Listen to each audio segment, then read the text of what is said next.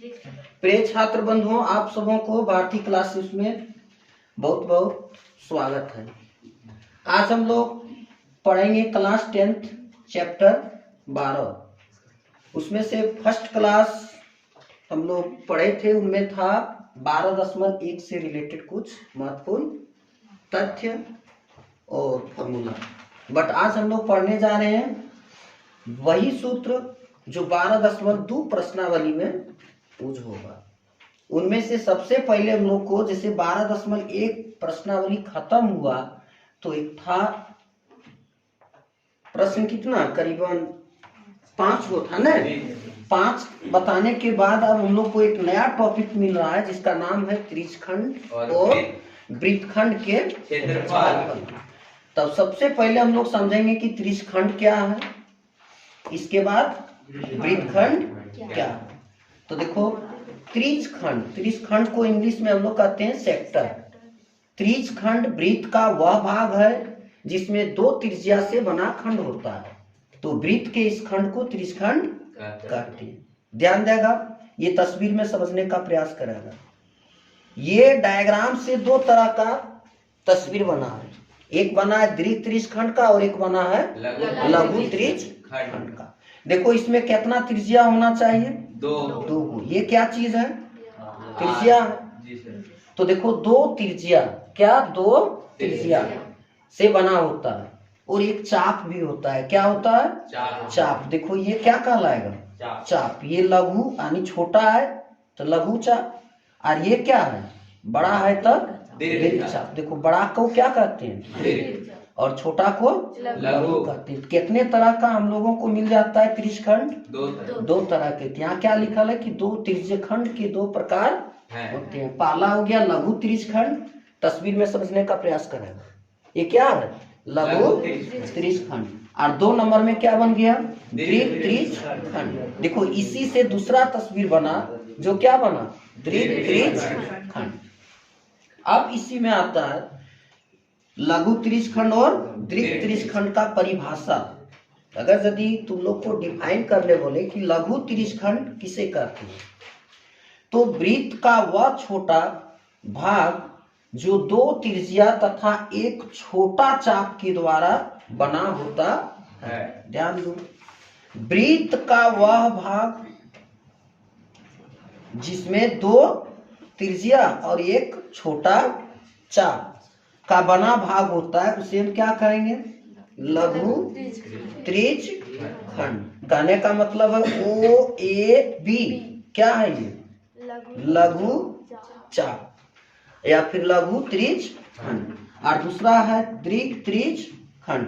वृत्त का वह बड़ा भाग जो 2 त्रिज्या तथा एक बड़ा चाप के द्वारा बना खंड होता है, उसे दीर्घ त्रिज्यखंड कहते हैं।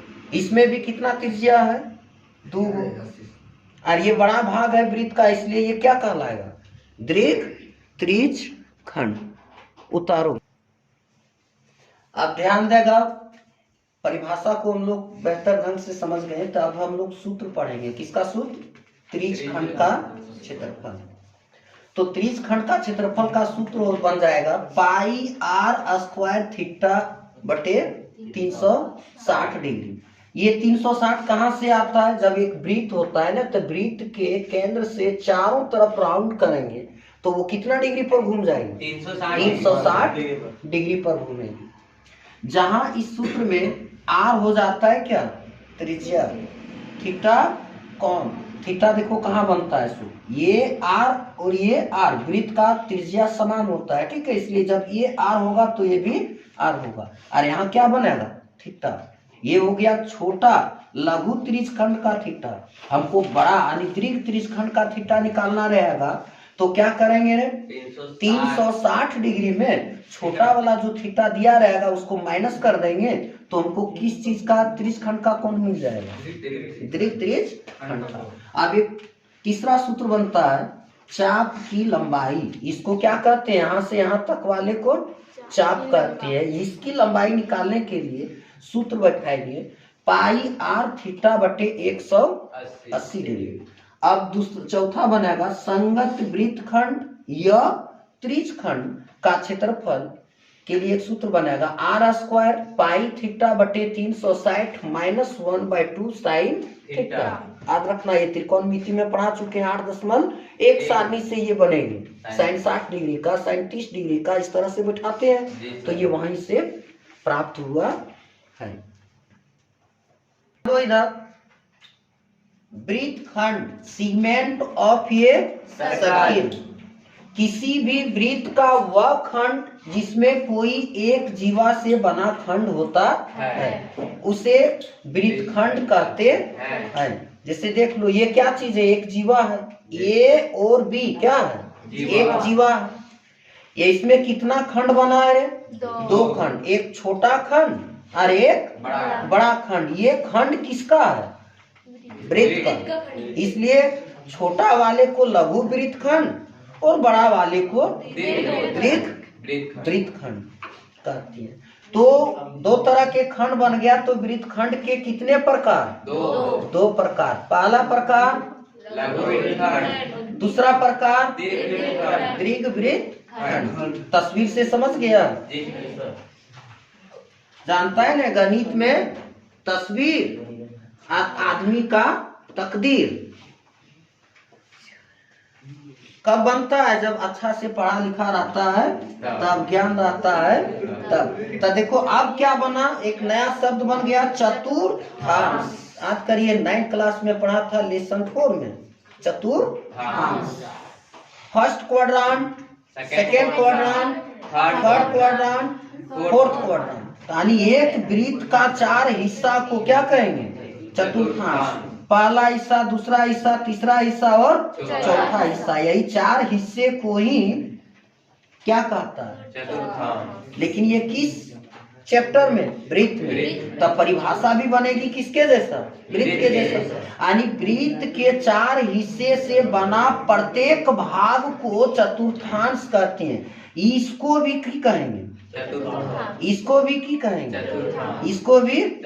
इसको भी क्या वो एक वृत्त का हिस्सा किया? क्या हिस्सा में बांटा?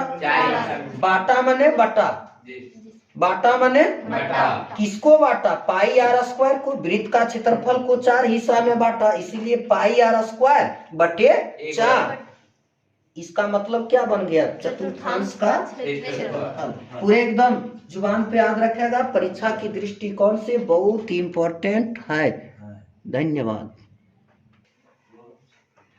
ध्यान देगा, ये प्रश्नावली 12.2 और अब इसलिए पढ़ा रहे चूंकि जितना भी थ्योरी सेक्शन था, सूत्र जो भी इसमें यूज होगा सारा बता लिए। तब हम लोग चलेंगे 12.2 प्रश्नावली का पहला क्वेश्चन। ये जो है आप सोचते होंगे कि बोले सर ये VVI क्यों लिखनी है? ये क्वेश्चन बहुत बार पूछा है, इसलिए ये क्या है? VVI है, very very important according to और एग्जामिनेशन 2024 के लिए। किसके लिए? तो देखो ये बुक तो है सबों के पास। कहता है कि 6 सेंटीमीटर त्रिज्या वाले एक वृत्त के एक त्रिज्यखंड का क्षेत्रफल ज्ञात कीजिए जिसका कोण कितना डिग्री है? 60 डिग्री है। तो यहाँ देखो हम लिख लिए कि दिया है वृत्त की त्रिज्या r इक्वल कितना? 6 सेंटीमीटर। त्रिज्या को r से सूचित करते हैं, इसलिए r बराबर कहाँ है? 6 cm। अब वृत्त का कोण, कोण को थीटा कहते हैं। सूत्र रखने समझा रहे थे, अभी बताए थे। कितना डिग्री है? 60 डिग्री है। तो पूछ दिया कि त्रिज्यखंड का क्षेत्रफल ज्ञात कीजिए। देखो सूत्र नंबर 1 में तुम लोग को बताए हैं त्रिज्यखंड का क्षेत्रफल इक्वल सूत्र पता है क्या? बताओ सूत्र। पाई आर स्क्वायर थीटा बटे 360 डिग्री। इसी से बनेगी। ये सूत्र हमको पता है, समझा? इसलिए हम बना पाते हैं, नहीं तो हम भी क्या बना लेते? क्या नहीं बना पाते थे। देखो पाई का मान 8वां 7वां 9वां से पढ़ते आ रहा है क्या? 22/7। एक याद रखना, ये 7 जो है ना 22/7, ये बटा के नीचे आ जाएगा, 7 लिख सकते हैं। इसके बाद क्या बता दिया? आर स्क्वायर, आर के जगह पे कितना? 6 पर स्क्वायर और गुना थीटा के जगह पर 60 डिग्री। और नीचे क्या है 360। देखो कंफ्यूज मत हो ना, 22/7 में 22 को ऊपर रखेंगे और 7 को नीचे रखेंगे। अब एक स्टेप को और बढ़ाएंगे तो 22, ये 6 कितना बार, 6 का वर्ग है तब 2 बार, यानी 6 गुना 6 होगा, और गुना कितना 60 डिग्री बटे 7 गुना 360 डिग्री। देखो ये शून्य से ये शून्य, 6 छक और ये 6 से ये 6 कट जाएगा, बच जाएगा मेरे पास क्या 22 गुना 6 बटे 7। 22 का कितना बार पहाड़ा को पढ़ देंगे 6 बार, तब 22 छक 132 बटे कितना 7। बताओ सीएम में है ना, तो सीएम में है क्षेत्रफल का मात्रक वर्ग मात्रक होता है, उसी को स्क्वायर यूनिट कहते हैं। तो ये तुम्हारा क्या होगा आंसर। थैंक्स, हमको लगता है समझ गया होगा बेहतर ढंग से। जी सर। याद रखेगा थीटा यहाँ पे होता है, त्रिज्या यहाँ पे होता है, ये चाप होता है, और ये तो एक वृत्त का भाग है।